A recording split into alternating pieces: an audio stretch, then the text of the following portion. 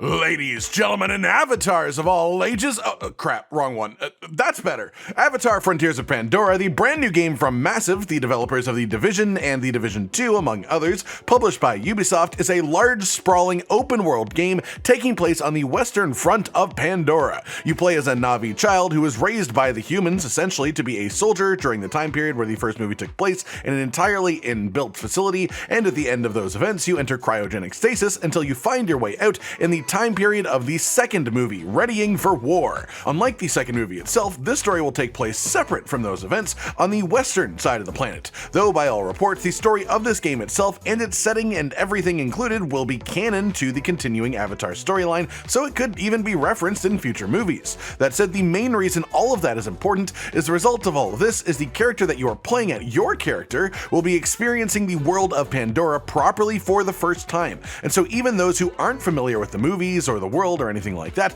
but just think this game looks cool, will be able to tag along and learn fresh from the beginning without really missing out on anything overly important, which is a cool choice for them to make for the actual story progression. The general gameplay loop of this game from all released footage so far seems essentially like a Far Cry game, another Ubisoft title, but on a much more refined level. The combat is relatively simple, mostly the difference offered is you can take a stealthy approach using your bow, which will have a whole lot of its own upgrading to do. You can even go loud with the bow, be a lot more aggressive in it as well, but you also have access to 3 separate bows for different purposes depending on the range and style of engagement that you want. Or you can instead go very loud using human weapons such as, guns, shotguns, assault rifles, RPGs, and of course for those it's worth noting that you can't actually aim down the sights with them for whatever reason. All human weapons are point fire or hip fire only, and as a result they aren't the most accurate either. On top of this, a large aspect of combat will be your Navi senses. These will highlight enemies both as far as humans and also animals when hunting,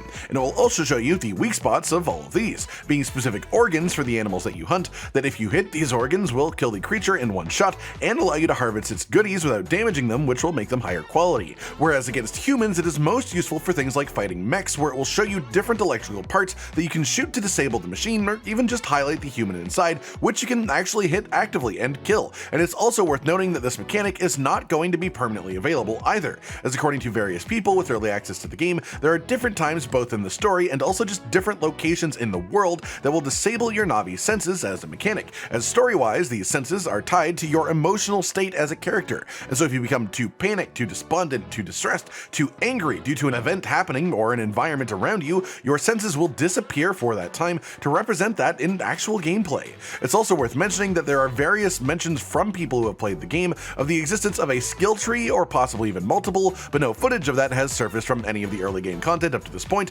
leading us to believe that there may well be a reason that the developers don't want us to see it from a story perspective. It might be a spoiler for something, but it's just entirely possible that things within the skill tree could completely change up things, not just in combat, but also with things like hardening your emotions for more reliable Navi senses, potentially. Things like that, so keep that in mind when we're talking about these systems. Aside from combat itself, exploration will be a very big part of this game and this world, with nature being such a large part of it all. And through the story you will find mounts, including those that fly, which you can actively ride around, known as banshees, and according to all reports, these flying mounts can take you literally anywhere in the game. There are no invisible walls or zones that prohibit your movement. You can just use these for incredible travel speed and an extremely cinematic angle, letting you enjoy the game in front of you from the best vantage point possible. There will be crafting mechanics as well, based around various parts of the natural environment that you can harvest, and when you do so, there is an interesting little mini game with the plant specifically to get it right, where you just sort of fiddle around with it, the bit that you're trying to take, and find the right exact angle to actually pull off of it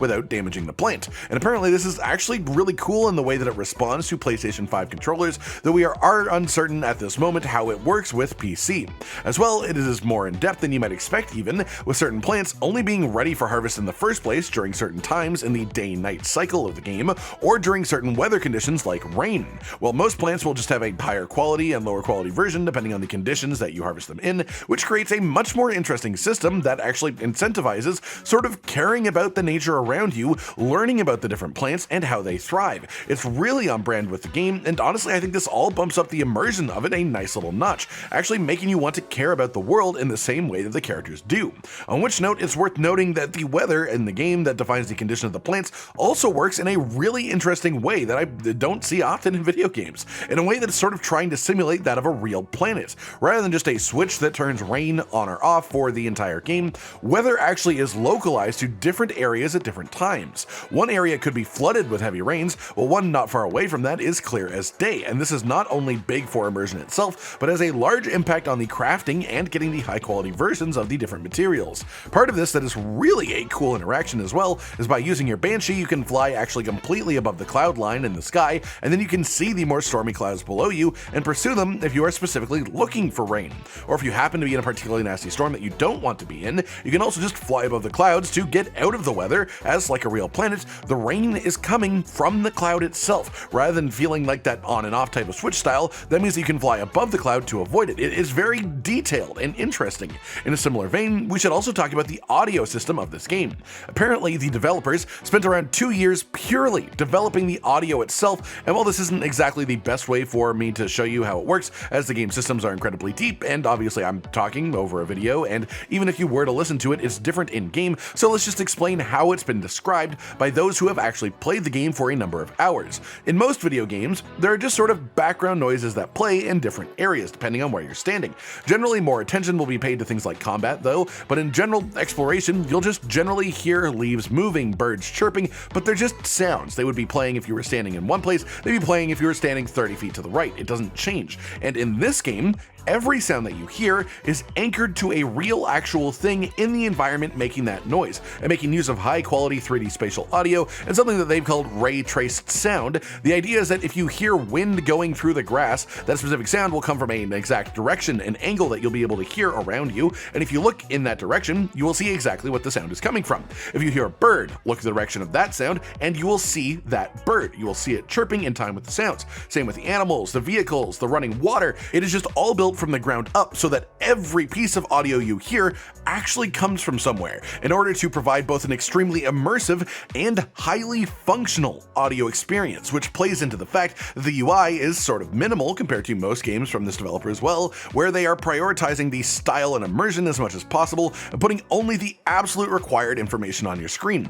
otherwise letting you just sink into the beauty of the world around you and actually interact with it. Sometimes though, that beauty is less than such, and another way that the world immerses you is with, well, pollution. There are various areas on the planet where humans have set up outposts to just mine and harvest the natural resources of the planet, and when they do so, there is of course a visual effect to how it impacts the surrounding environment. It pollutes rivers, which causes the nearby plants to die, and even killing off any animals that are drinking from that water too, which can lead you to where these heart-wrenching sites are, which are also an active indication of nearby human activity that you can follow right to these outposts. Don't fret though, because upon clearing out the outpost, over time, nature will reclaim the area, taking over the outpost, and the polluted area will heal and grow normally once more. There are theories that these healed areas could even provide some unique or just higher quality plants or materials, but no confirmation on that as of yet. That said, there is also a cooking system in the game that utilizes parts of the hunting that we mentioned earlier, as well as the plant gathering too, and from what we know, it seems that this can have some major effects and will be well worth doing, with different meals able to provide different things like